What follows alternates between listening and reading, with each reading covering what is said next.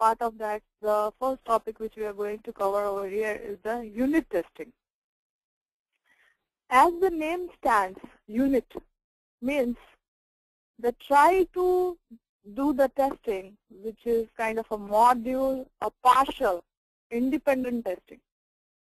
So each of the module, if there are 3 modules where there are some changes, then all the 3 modules will be tested independently. That's what it is. So each module is considered as a unit, unique unit. So each module will have their own set of test cases, and that's how they will be tested, independent of each other.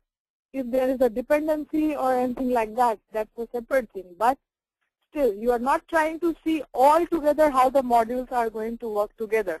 You are going to test how each of the independent module is working, whether that is working and the functionality is in line with the requirement or not. So this is a form of white box testing. So far, as we understood, the white box testing means the details are way clarified, and we have developed the code. So we know each and every intrinsic detail about the code to see that where exactly what implementation is done. That means everything is very transparent. We are not doing a testing on the requirement level. We are doing the testing on the detail level. And that's what the white box testing is all about. So unit testing also comes as part of your white box testing. Most often, it is performed by the developer. So because the developer is the one who is developing the code, so he or she will be the one who will be doing the unit testing, because they are the owner of the code. They are the ones who are developing the code. So they need to see how the code is working. Pieces of code or the complete module are tested independently of other code or modules. As I said, that each of the unit, each of the modules will be tested independently without seeing the impact on each other. So that's what the unit testing is all about. Now we are getting into and trying to understand what is black box testing. What are the different terms associated with that and how that works. So far what we have covered is the white box testing. Now let's move on. These are different types of testing which are considered as black box testing. So as we see here, smoke test, acceptance test, integration test, functional test, regression test, system test, volume test, performance test, load test, stress test, user acceptance test. These are the testing where we are not looking at the exact details of the functionality. We don't know. When we are doing these type of testing, which is a black box testing, we don't know how the code is working. We are not looking at the code. We are looking at, you can think about, it's a top-down approach where we are looking on a high level. So let's understand what these type of testings are. Smoke test. A quick test to see if the software is stable enough for further testing. So think about it. The moment the developer is ready and the unit testing is done, the code gets moved from one region to another region, and that means it's getting moved from development region to the testing region, so that the aggressive testing can be performed. So the moment the code gets moved from one environment to another environment, what a tester will do, tester will quickly try to run the script or the code to see if anything breaking or is it executable end to end. If the code is executable end to end, that is what is your smoke test. That, like, quickly you are just checking, okay, everything is intact or not, everything is functional or not, just on very high level. You just run the script got executed properly, you didn't check the functionality yet. You are just checking whether something is crashing, the code is breaking, anything like that. That's what is your smoke testing all about. So it's a quick test to see if the software is stable enough for the further testing. If the software crashes at the slightest provocation, it is not ready for further testing. So let's assume the script breaks in between. That means you cannot go and check the functionality further. So that's what the smoke test enables the QA to understand how quickly they can find out the issue and report it back to the developer. It also tests the critical functionality of the software. So if your code itself is unable to run, you can't proceed with further testing. So that's why the smoke test is very important, and also in a short time frame you get to know whether you can proceed further or not. That's what the smoke testing is all about. Acceptance testing. As we see here, acceptance, the name suffices what exactly it means. Performance performed after a smoke test to see if a major software application can be accepted for functional testing. So, as it says over here, that whatever software changes we have done, smoke test, quickly we check whether the script is running or not, whether the code is running or not. If no issues reported, we get to the acceptance testing mode where we identify the major functionality. Let's assume that we are working on Yahoo application where we are trying to add, the requirement was to add email address functionality. Now when we are doing the acceptance testing, the first thing we know that the major requirement is, as part of this Yahoo application, Yahoo Mail server access. So the major requirement is Yahoo Mail access, and if that itself is not working, that means no point of proceeding further and checking whether the left side is displaying the ads or not, the font is right or not. There is no point of doing that because the main functionality is missing. That's what your acceptance testing is all about. You are checking that what is the major functionality as part of this application, whether that is there or not, or whether that is working or not. So if that's not there or if that's not working, that means the software is not acceptable. That's what acceptance testing is all about. So as it says, the test the major and the critical functionality of the software. Well said. Do not confuse with user acceptance testing, which is performed late in the development cycle. So as it states over there, there is something called UAT, user acceptance testing, which is towards the end of the cycle of the software development life cycle. We will see what is user acceptance testing. User acceptance testing is done and performed by the end users, the people who provided the requirement, whereas your acceptance testing is done by the quality assurance team to make sure the major functionality of the requirement, major functionality from the requirement is working and available to have that software be accepted. So these are the two different things we always have to remember. One, acceptance testing is done by the QA. User acceptance testing is done by the end client who provided the requirement. Integration testing. What exactly is that? Integration testing means, if you recall, we discussed about module testing, which was the unit testing. Now it's time for us, now as part of a unit testing, developer checked to see how each of the independent modules are working. Whereas there is a point when we need to check how the modules integrated together working. That's what is your integration testing. That integrate all the modules and see how it is working. So independent modules are tested in combination with other modules. That means we are combining the modules and trying to see how the functionality is, how it is working.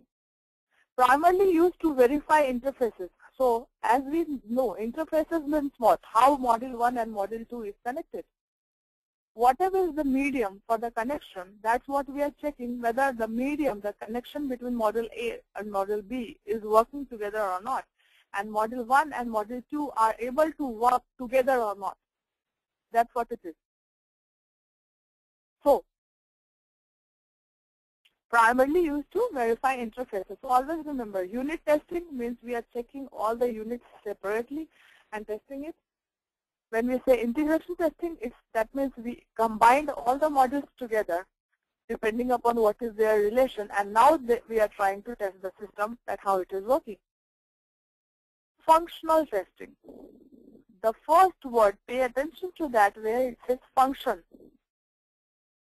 we are trying to see what kind of functions are created as part of the requirement, and we are just going to do the testing for that function testing. It's a form of a black box testing. Why? Because we are again not looking at the code level, we are looking at the requirement level. So performed from the user perspective, traced directly to the user requirement. So again, it's talking on the requirement level, it's not talking on the code level. So functional testing is something that, okay, for the Yahoo example which we took, think about that Yahoo server, when you go and click on login, it should pop up the login and the password page. That is the requirement. Now we are not worried about that when we click on login button, what should happen. We are not worried about that, how the code should be written. We are just worried about that when the valid username, the password is entered and the user clicks on the submit button, it should get into the session where user can access its own email address. That's the functionality as a user I am worried about. So when I am doing a functional testing and I am writing a functional test cases, at that time I will just worry about that okay, when I click on submit, it should take me to a new page where I can see my inbox and all the emails. I'm not worried about how the code is working. So again, this is a black box testing, because what is the black area? The black area is that submit button, that behind the scene what kind of a code is written. So this is how your functional testing works, because I am now trying to test exact function how it should work. Used to find differences between user requirements and actual behavior. So by doing that, what I am checking that okay, what is the user requirement?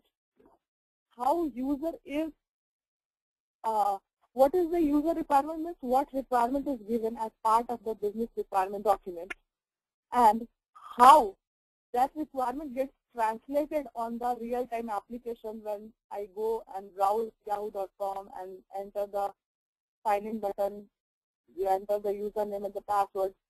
So it is also trying to give me the idea that okay, what was the requirement, how it is developed. So it's giving you that reality that okay, whatever the user said as a requirement they are looking for, and what is the actual outcome I am validating. So from the QA, you will be able to compare the user requirement against the actual behavior of the system. It also provides a systematic validation that required functionality is present. So what do we mean by systematic validation? Think about it. When you have an email address, again, your email address, if you just put 1, 2, 3, 4, 5 and system is accepting that, that means it's an incorrect validation. Whereas if the system is only asking you to enter, keep asking you to enter the valid email address, and when you enter that email address, it is looking for .com, .gov, .edu, and the @ So proper format the web page is looking for. That means it's a validation. That's a functionality which is put in place as part of the requirement, as part of the implementation, and that's how it is working. So while doing the functional testing, all these things gets validated and checked to make sure the system is working 100% the way it is expected. That's what is your functional testing all about. System testing. How the system test will work. System testing means it's a large scope test that tests large block of the entire application from end to end. Now think about it. In yahoo.com, when you go, how many subsystems you can consider? Sub-modules you can consider. Okay, you have, or let's take a Google for example. Okay, Google is the better example to understand this. So in Google, you have YouTube, which is a separate system. In Google, you have this Google Docs, which is a separate system. Then you have a Google Sites, which is a separate system. Then you have a Google Email, which is a separate system. Then you have a Orkut, which is altogether a social networking. Now, each of the application have its own functionality. Let's assume we are working on a project where we are trying to create a new functionality which should work with all of these sub-applications. It should be working with YouTube, Google Docs, Skype, your email, all these sub-applications it should be working on. So these all sub-applications which we are considering, these are kind of a separate system. Because if you are trying to access YouTube, it will tell you, no, you should log into all the Google sites. It doesn't ask you, because even though they are interrelated, but still you can access all these systems separately. So if you are trying to develop a functionality which should be compatible with all of these systems, that means, and when you are performing the testing, you need to make sure that that functionality you are able to test it with all of the applications. Let's take an example. So you have a login page. That login accepts the Google email address and the password. The same Google email address and the password, you can use it with YouTube, you can use it with Google Docs, you can use it with Google Sites, you can use it with Google Email. So when earlier this was not like that. You had the blog where you needed a separate login. You had the Google Docs where you needed a separate login. But then later on they created something called single sign-on. That means once you log in with one application, the same login can be used with all other systems. So when they launched this application, there was a need that they need to test this single sign-on with all the applications, all the systems. That's what it is, system test. That means they needed to test the single sign-on functionality with all the systems, which includes your YouTube, Google Email, Google Drive, Google Docs, everything. So it's a large scope test that tests large block of the entire application from end to end. So whenever it is system testing, that means all the impacted downstream, upstream applications, wherever the data flows, you need to test out. That's what the system test is all about. Generally, it is performed from the user's point of view. Uses the system as an end user would use it. So what it says here, usually it is tested from the end user point of view. So in the Google example, who is the end user? We are the end users, because we are the ones who are utilizing that Google Docs, YouTube, Google Drive, anything. So we are the ones who are the end users. So whenever the system testing is performed, it always performed considering the end user. Remember that. Moving on. User acceptance testing. This is only for the end user. It's a form of black box testing performed from the user perspective, traced directly to the user requirement. Yes. So all the test cases which are created for the user acceptance testing has to be in line with the requirement, which is created by the business analyst. Used to find differences between user requirements and actual behavior. What it means? Used to find differences between user requirement and actual behavior. That means that you have a user requirement and the actual behavior. If you recall, we did the acceptance testing. Acceptance testing also was done on the same basis, but the only difference is the user acceptance testing is done by the end user. Acceptance testing is done by the QA. Provides a systematic validation that required functionality is present. So again, the purpose of both the testing is same, but the user acceptance testing can be full-blown test cases, whereas your acceptance testing could be very limited, because when the QA is working, QA more gives the attention towards your system integration testing or the functionality testing. So the QA is more worried about from the functionality testing and the system integration testing perspective. User acceptance testing is by the end user. Regression testing. These are some of the words you will hear at the time of interview a lot, because you as a quality assurance analyst must be aware of these terms and the terminologies to understand what exactly it means and how you apply on your day-to-day job. So used to ensure that the code does not regress when fixes are applied. So regression means what? When you are trying to add some patches, think in that way. You are trying to add some patches. Let's say we created the Yahoo Mail application, but for some reason it's not accepting the username and the password. That's a problem. There is some problem with the code. So now the developer will apply the fix. When that fix is applied, now that there is a need to retest that functionality. When they are doing the retesting, that's what that retesting work is the second type of regression testing. That's what it comes down to. So let's understand here. Two types of regression testing are there. If a test fails and a fix is put in place, the retest is the regression testing. So once the defect is fixed, once the issue is resolved and we are trying to retest that functionality, that is called your regression testing. If a patch or upgrade is applied and all functions are retested to verify they still work, this is second type of regression testing. So end of the day, whatever we do as a retest, because of some other defect or because of the same functionality defect, the retesting is considered as a regression testing. That you are just checking that all the patch, all the upgrades which you have applied on the system, applied on the code, still the code is able to work and deliver that output what user is expecting. That is what your regression testing all about.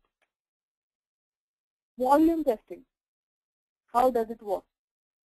Volume. We are talking about the volume. So think about it. That on a Yahoo server, let's assume, or on the Google Drive. Let me quickly unmute you. Go on, please. What's your question? Yeah, it's regression test means when we go on, like the keyword does all the testing, and then finally he checks it that all the things are working. Then that you take it as a regression test. No. So think about it. You, as I explained, so there would be some issues like, for example, let's say you are trying to enter the username and the password, for example. Now the username has to be email address format, but username is taking any random thing. It's not taking the proper format, so that should not be an email address, right? So that's a defect. So that defect will be reported to the developer, and then developer will approve the new code. And when the developer will apply the new code, at that time, that new code is kind of a patch on the overall code.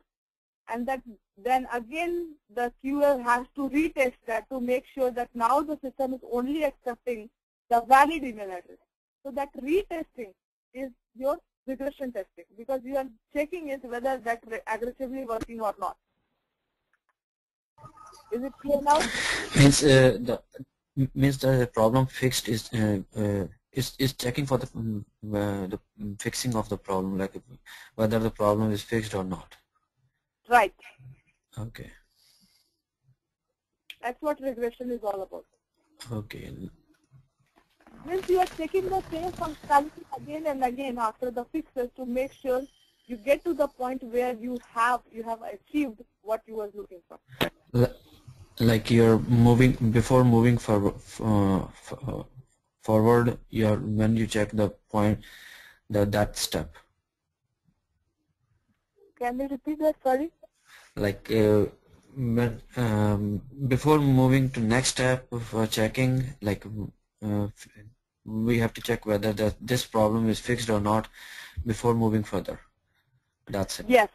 So okay. See, we will talk about the cycle, how it works, okay, for the QA perspective. So I'll give you the high level over here, just to clarify. So think about it, that the issue got reported to the developer. Okay, when QA finds out some issue, what QA is going to do is, QA is going to report that issue to the developer. Now developer is working on that fix. So there are two situations. Either without getting that fix, the QA cannot proceed, then QA has to wait to get that fixed. The another situation is that QA can work parallelly on some other test cases because developer is working. So there is no dependency between what developer is trying to fix as compared to what other things needs to be tested by the QA. If there is a dependency, then QA has to stop its work and then wait for the patch to be applied on the system.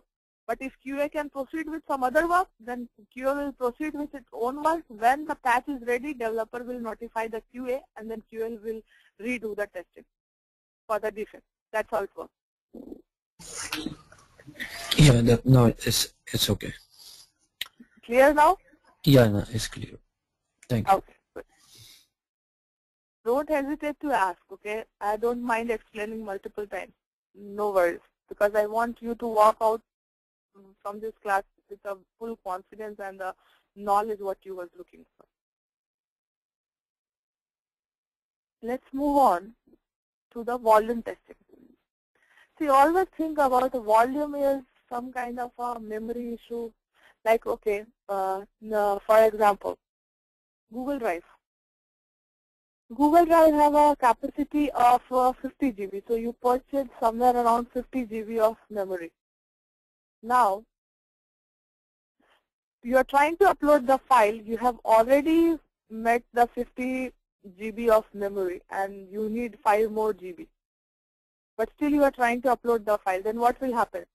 The process where the upload process which is running will crash because of storage overflow. So you don't have the storage, but you are still trying to use the upload functionality. That is, the volume is, the system is not able to take that volume what you are trying to upload unless you go ahead and do the upgrade and buy some more memory storage. That's what the volume is. When you are using a camera, for example, if the camera, there is a 16 GB, there is a 8 GB kind of a memory which you get in the camera. Now, when that camera is full and you're trying to take more pictures, you can take more pictures, but you won't be able to save it because there is no memory. It's a memory overflow. So these type of things happens when you are working on the large data perspective, where the server is, you are trying to send some information on the server, trying to save something on the server, but the table capacity is met. You cannot save any more data to that particular table. So it will throw an error like a storage overflow. Or for example, think about it. You are trying to send some information from one application to another application. Now the another application got timed out because your internet was slow, the system was taking longer. Again, that's kind of a volume testing. So as it says here, the test, the application with the largest task the program can deal with. Examples: feed a program input data quickly and CD to see if temporary storage overflow. Feed a huge input file to a word processor or compiler. So these are some kind of memory issues or the timeout issue. You can think about it that the system is unable to take that much of volume. That's what the volume test is all about. This you just need to understand on a high level because very less likely somebody will ask questions, but it's still good to know that. Performance testing. Let me quickly check if there is any question. No question. Okay. Performance testing. Performance. As the name says, if you say that, okay, do the performance test for me, that means you are checking how capable I am, how efficient I am, what I am doing.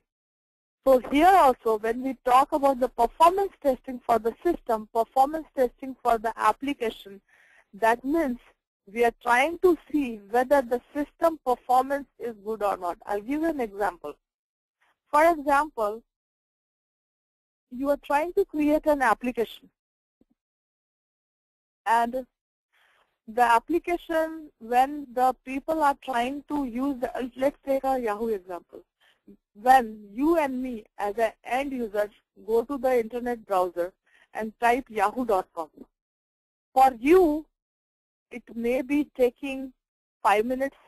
For me, it's taking little longer. But on an average, Yahoo people, Yahoo employees, will be able to capture the time, how much each of the system is taking to open yahoo.com, depending upon what kind of an internet speed we have.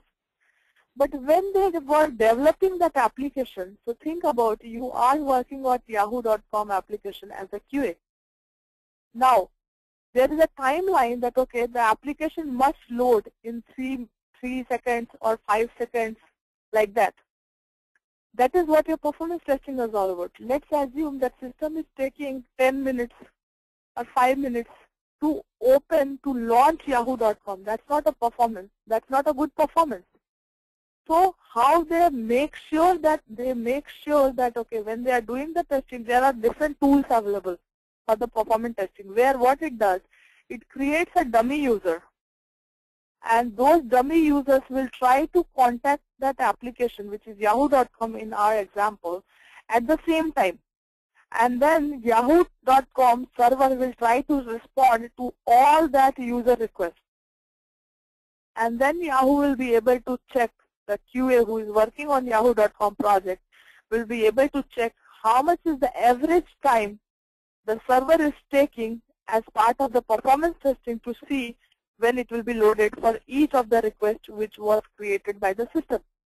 So the performance testing is more from that, okay, how the system is performing, whether the speed is good or not, whether the number of users trying to connect at the same time, whether they are able to do it or not. All these comes as part of your performance testing. So let's understand what it says over here. Test designed to gather benchmark on the application. Results are usually interpreted and used by DBAs and hardware technicians to tune an application or hardware, used to verify that tuning activities are successful. So again, this is more from the setting perspective, that how you have created the code, how your server is set up, whether the server setting is good or not, how many users you have set up. All these things are more from the configuration perspective to make sure that system performance is good. That's what the performance test is all about.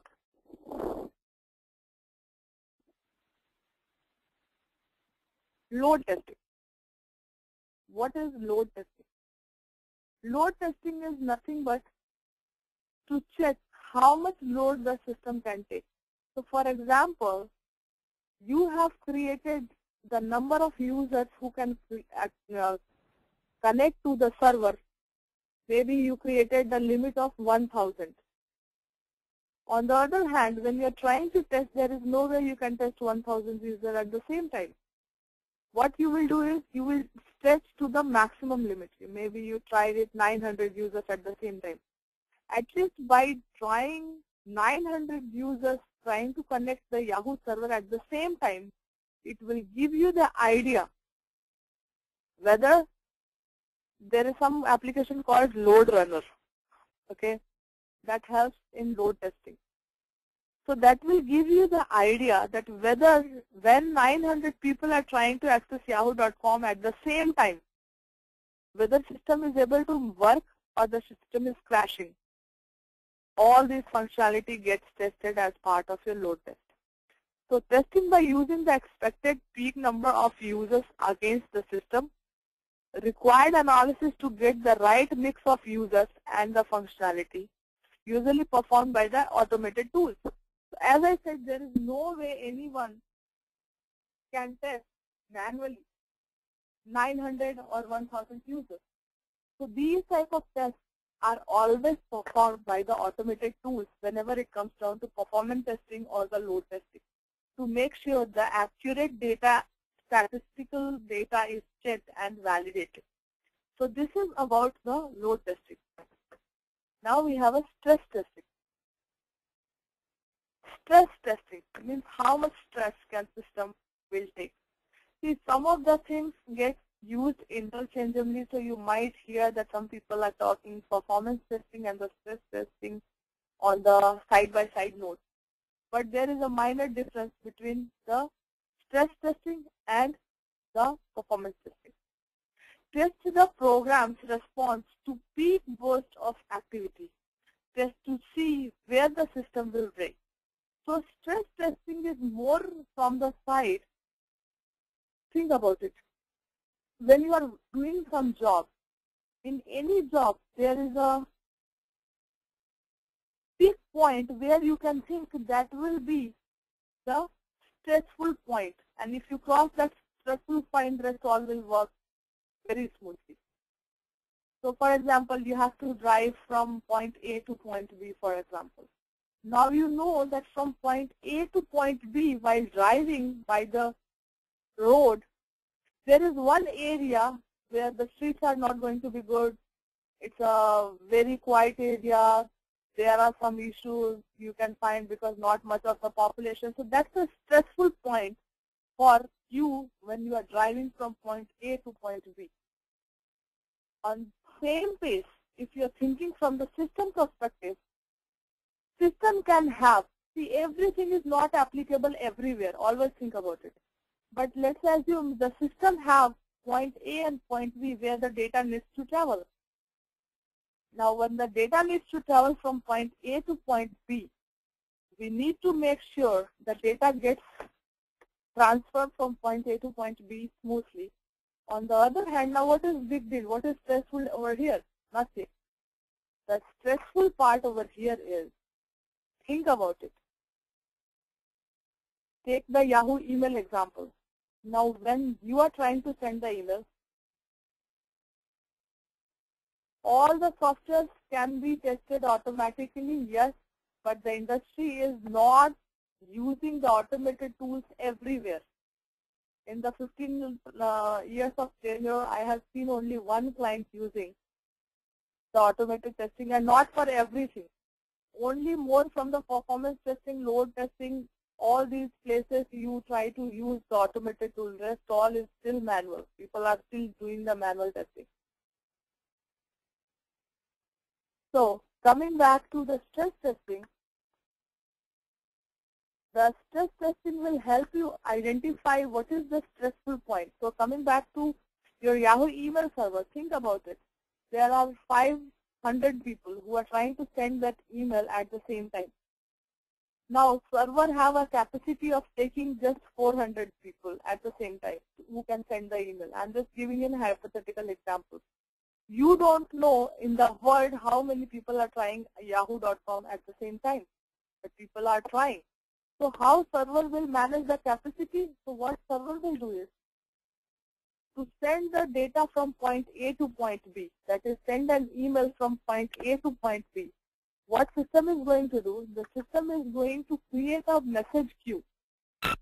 What message queue will do? It will enable, it will help Yahoo avoid loss of data. So for example, if your system crashes, or maybe your system is waiting for the Yahoo connection, okay, when your turn will come, you don't know, but the code is written in such a way that whatever email you are sending, it will get tagged, it will get queued in the Yahoo server. So whenever your turn will come, your email will be sent. It happens in fraction of seconds, but from the Yahoo, it's a very stressful thing to make sure the end users like you and me do not lose our email address which we have sent to someone. So that is the stress testing. So you're trying to see what is the stressful point in the application and how to identify that issue, that okay, at given point of time, what issue could occur because of the stress on the application, and try to overcome that, try to mitigate that issue. That's what the stress testing is all about. So you are trying to identify where system can break and how you can identify that break point and correct that break point in ahead of the time. So this is your more from the stress testing perspective. Now we are going to talk about the development phases. During the development, when the implementation is in progress, what kind of a testing is done? What are the development methodologies? As we see here, waterfall development.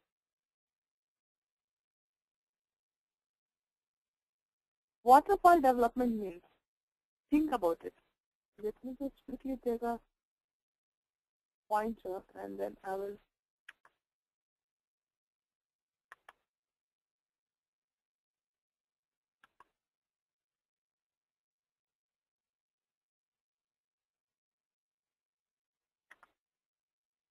so waterfall. Waterfall model means that testing takes place late in the development cycle. How the waterfall works is, okay, all these topics are discussed in very detail as part of the business analysis class because that's where you need to understand this. So you have a requirement phase. Then, so this is your analysis and the requirement. Then you have your implementation phase. Then you have your testing phase. And then you have a closing phase. So in waterfall, it is sequential. When one phase will complete, then only another phase will start. And this is the cycle, this is how it will follow. So once you will analyze the requirement and document it, once the requirement phase is done, your business requirement document is created and delivered, you will get to the implementation phase where you will do the technical requirement document, the design document, and the test plan on all those things. Then it gets to the test. Here you are going to take the test plan from this phase and start creating the test cases. When you are done with the test cases, you will execute those test cases. So these two phases are called execution. These two phases are called the execution phase. So when you are done with these two phases and the testing is done, again there are testing which happens towards the late state of the waterfall model. And once testing is done, the product is accepted, it goes for the closing. So now the product is accepted and the project is closed. So testing takes place late in the development cycle. This is the waterfall model and this is exactly where your testing takes place. Iterative development. Iterative means testing of individual functionality takes place earlier in the development cycle. So always remember, iterative is like this. Okay. So whatever requirement you created, you developed and then you test it. So you have analyzed, developed, analyze, develop, test. This is like this.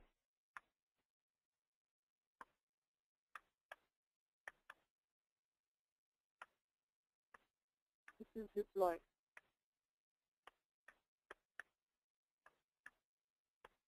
So how it is? This is like this.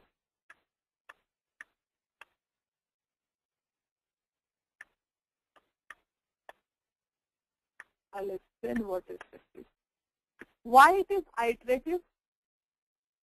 You plan and design, develop, and test. If during this test it's not satisfied, again you change the design, develop, and test. Design, develop, and test. If it is satisfied, deploy. That's what your iterative process is all about. So the difference between waterfall and the iterative means the waterfall, you cannot go to the next cycle unless you are done with the one phase. Whereas you can have multiple cycles running like this in the iterative development process. So you will identify all the independent processes and you are going to go in circle till the time you get the final outcome of the requirement. So this is the two methodologies, how the development phases are structured. As you see, you have a planning, design. So this planning considers your requirement analysis. Design, coding, testing, release. Release is your deployment or the closing.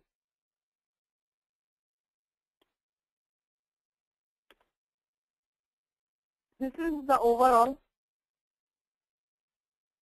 In waterfall model, see, usually in software development life cycle, each processes are dependent on each other. Because unless you write the requirement, you cannot write the technical requirement document, you cannot develop the code. Unless you develop the code, you can't write the test cases and the test plan and execute them. Unless your test cases are approved or anything, you cannot close the project. Same goes over here also. Only the difference is you can have multiple cycles running at the same time in the iterative development. So let's say you are checking the mail server here, news over here, the third example which is the weather channel over here, that is weather functionality over here. So you have multiple processes running at the same time in cycles. Whereas in the waterfall you have only one process which is going in a sequential manner. So over here you have a requirement for news, you have requirement for Yahoo server, you have requirement for the weather. Everything under has to be one requirement, and till the time your requirement is finalized, you cannot get to the technical requirement phase and start with the design and the coding process. That's how it is. So that's the difference between the waterfall and your iterative.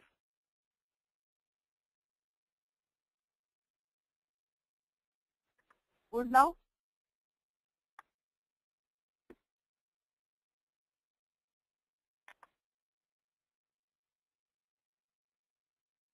Okay, I'll unmute you.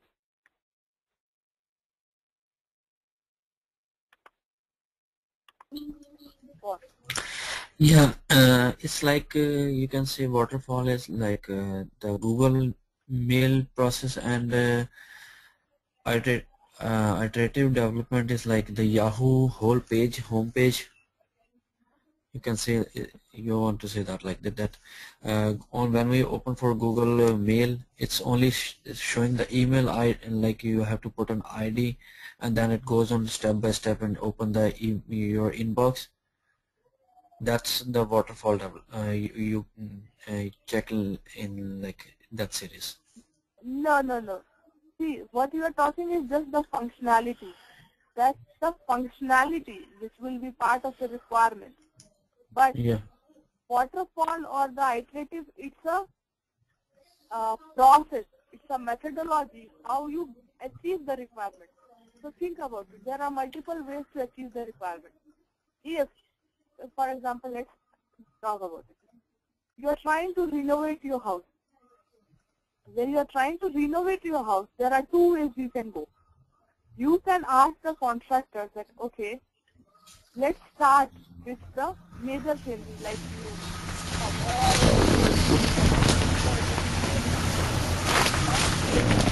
all these things are fixed. Then move on and do the carpeting, flooring, wall paint, all the interior. So if you are going to do one after another, for example, first you will fix all the walls, then you will fix all the flooring. Once the flooring is done, then only you will move ahead and do the second floor and the third floor like that. This is the sequential process. Like first you take all the requirements from the owner, that okay, what are the things he wants to do. Once he gave you all the requirements, then only you are going to start with your work. That is the waterfall model. The iterative model is you took some requirements, not all requirements. You took some requirements from the owner. You have a three-story house. You just took the basement requirements from him and you started working on that. Now you have 5 people working on the basement. Now again you reached out to the owner and now you start working on the first floor. Now you added 2 more people who are working on the first floor. This is the iterative model where you are having the work done in multiple cycles. So your basement completion date will be different. Your first floor completion date will be different. That's iterative model. Whereas in waterfall, you have to first take all the requirements from him. Then only you will put 3 labor or 4 labor who will start working on that job. So your end date will be only one for that project. That is the difference. In iterative, you can have multiple end dates, but in waterfall, you are going to have only one end date. Is it clear now? Yeah, thank you.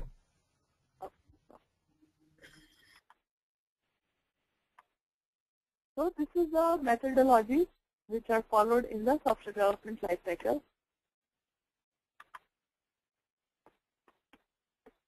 Development phases.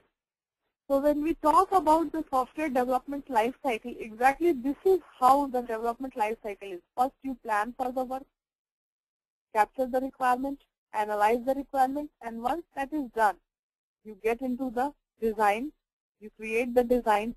Once design is done, you do the coding. When coding is done, then you do the testing. When the testing is done, you go live and deploy the code and start using it aggressively by the end users.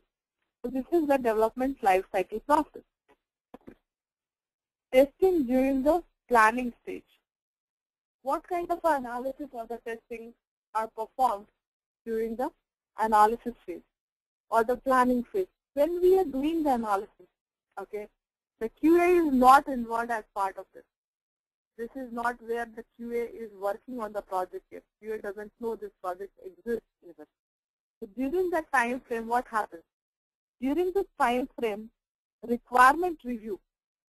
So the business analyst will review the requirement, focus on the groups which are going to use that application and identify the impacted groups who will be impacted by those changes. Then the task analysis.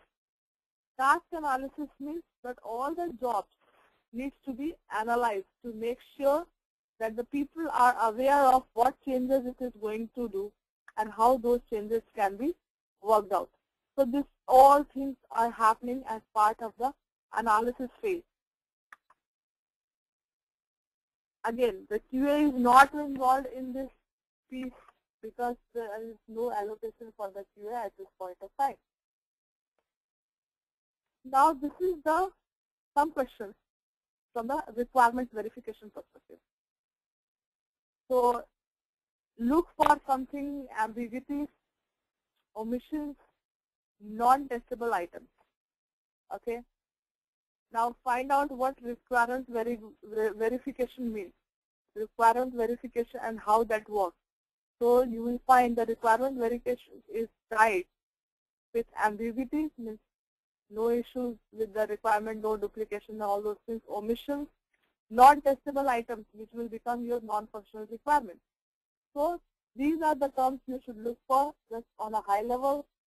Then the testing during the design stage. This is the next level. Once we are done with the planning, now we are in the design phase. Now in the design phase, is QA part of it?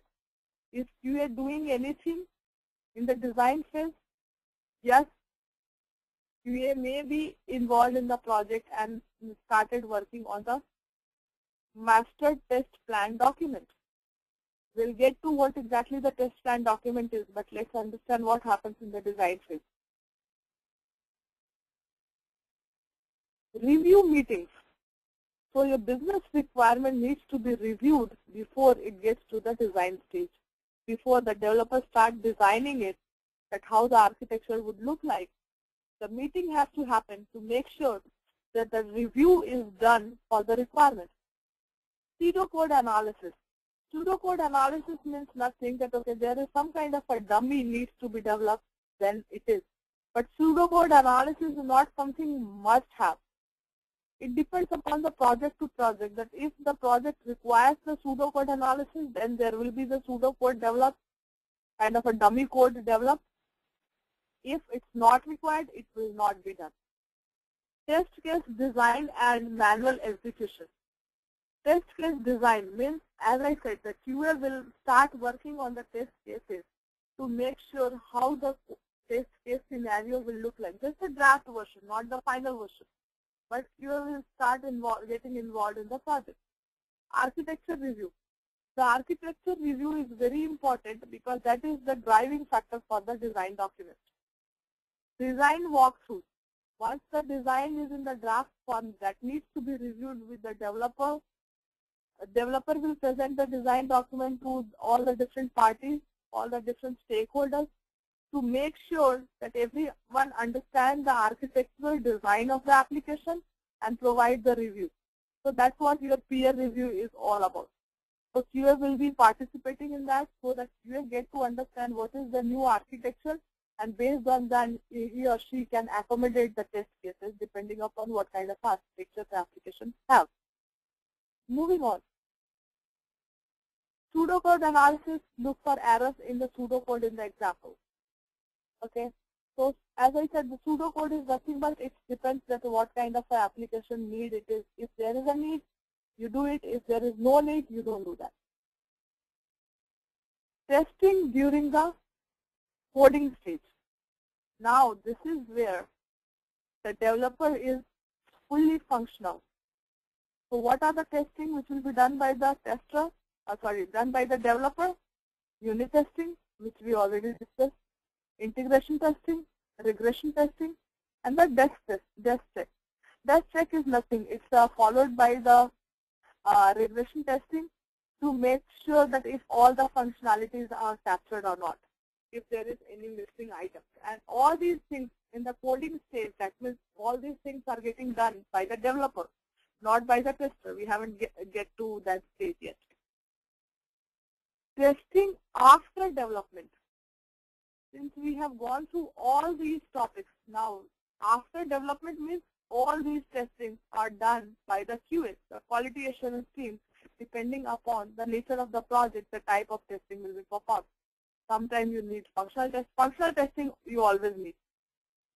You may or may not need volume testing. System testing will be required. Performance testing will be required. Load testing you may or may not do that. Stress testing you may or may not do that. Regression testing you may or may not do that. But the functional on the system testing you will have to do that. That's a key. Testing terms and concepts summary. Test plan, test cases, test script, black box, white box, positive test, negative test, equivalence testing, unit test, integration test, functional test, regression test, testing during the planning phase, the design phase, and the development phase. All these things we have already captured. There are few topics which we are going to talk out of this now. Test planning. How do we plan for it? As we see here, this is the different phases of a test cycle. So how it starts? So you have a user requirement. The user, based on the user requirement, the tester, the quality assurance analyst will create the test plan, create the test cases and the test data, set up the test data, run test cases and the submit jobs. So now the execution has started for the test cases and the data. Now the review process is happening. Now he is reviewing the test results. While doing the review, he identifies the problem. He's trying to identify the problem. Once the problem is identified, it's a QA responsibility to notify the developer. Once the developer is notified and the issue is resolved, then QA needs to track that result and document the result to make sure this issue got closed. And then again, it goes in cycle for each and every functionality. So this is what the testing life cycle is all about and how this is working in today's world everywhere. Overview of test planning. Okay, what exactly needs to be done when we are doing the test planning? Let's understand one by one. Who? Very good question. What are the approximate number of resources required for each type of test to be run? What group should the resources be drawn from? What experience level is required? So it's very important, as you see here, that for the planning phase, we are talking about just the planning. We must understand where to get the resources, how capable the resources should be, what should be their skill set. All these things need to be captured as part of while identifying the resources. That's why it's who can do that. The next one is what needs to be done. What answer of what needs to be clarified way ahead of the time, because in the middle of the process, in the middle of the testing, you cannot say that no, 1, 2, 3, 4, 5 is in scope and 6, 7 is out of scope because of XYZ reason. All these things need to be clarified way ahead of the time to make sure that the quality assurance team is having the right piece of information to perform the testing. So that's why what needs to be tested. The function should be tested. Features of the function should be tested. What should not be tested. So there has to be a very clear line between what should be tested and what cannot be tested. There has to be a very clear line. So what is the scope of the test? What module comprises the greatest risk? Which modules are associated with functionality that is the highest priority to complete first? So all these things you see that we are doing the prioritization. We are trying to find the right piece of information to make sure we are able to meet that timeline. That's why what? When we can execute the test cases. The test plan document must have the dates corresponding to each and every task item. So this was the first time when we are talking about now when we are going to do the testing. So as we know, the testing is going to be done after the development is completed. So build a rough schedule of the entire testing effort. So let's assume that job is for 40 hours. The job is for 40 hours, then we need to ask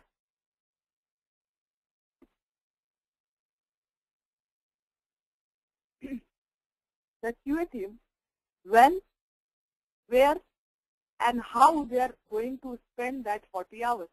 They are going to spend that 40 hours in a week, 8 hours a day, or they are going to expand that 40 hours of time in 2 weeks, 20 hours in 2 weeks. So all that schedule needs to be drafted and shared with the project manager, and QA should be aware of. So QA is the one who is going to specify when for the planning document to the project manager. Specify the sequence of testing. Unit test cases could not be specified even before the actual code is written. How much testing is to be performed? How much time do you have?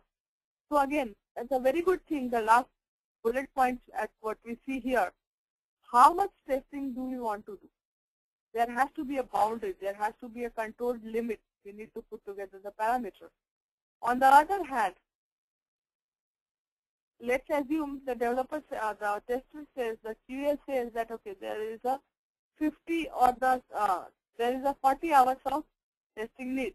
For example, let's assume when the project manager has that information, that means now QA needs to tell that QA is saying 40 hours, whereas the PM says that oh no, there is not that much of time. So there has to be some negotiation, there has to be some discussion between the project manager and the quality assurance analyst to make sure they both agree to the same schedule, that from when to when the testing will be done. Where? Environment. Whether it will be done in the development environment, the testing environment, where the testing will be done. That's what's there. What environment will be used to test the application? If application is in a client-server environment, what workstation will be used? Will testing be done with other applications?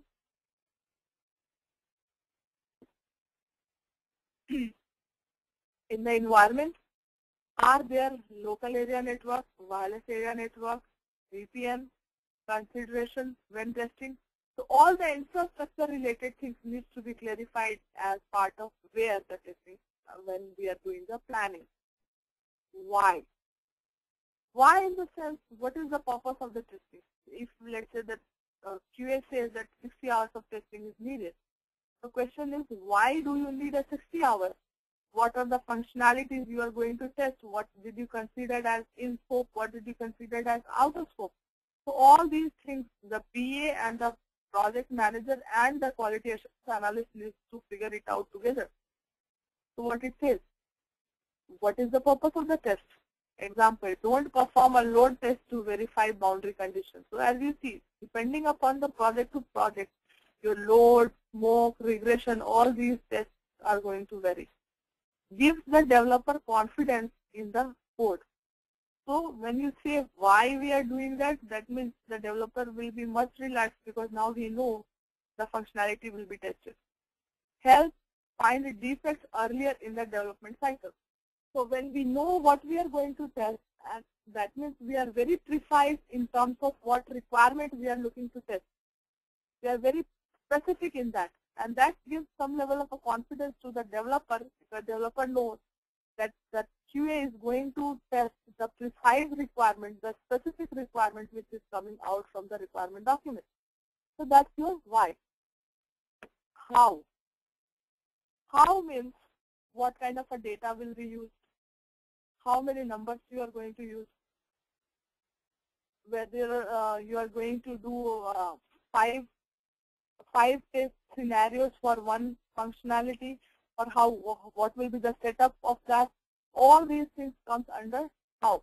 As you see, the major thing is manual versus automated.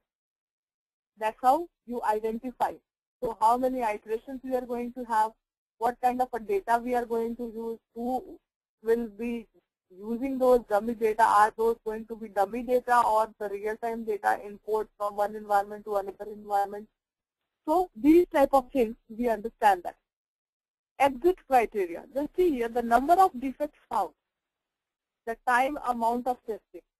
So as you see here, the defects are higher and higher when the defects are injected. On the other hand, the time and the amount of testing.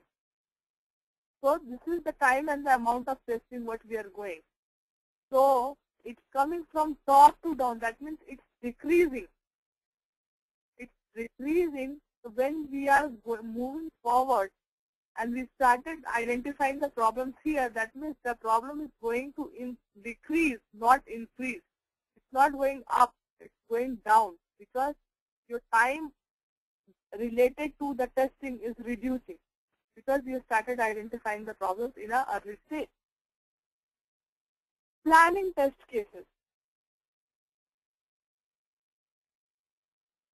How do we plan for the test cases?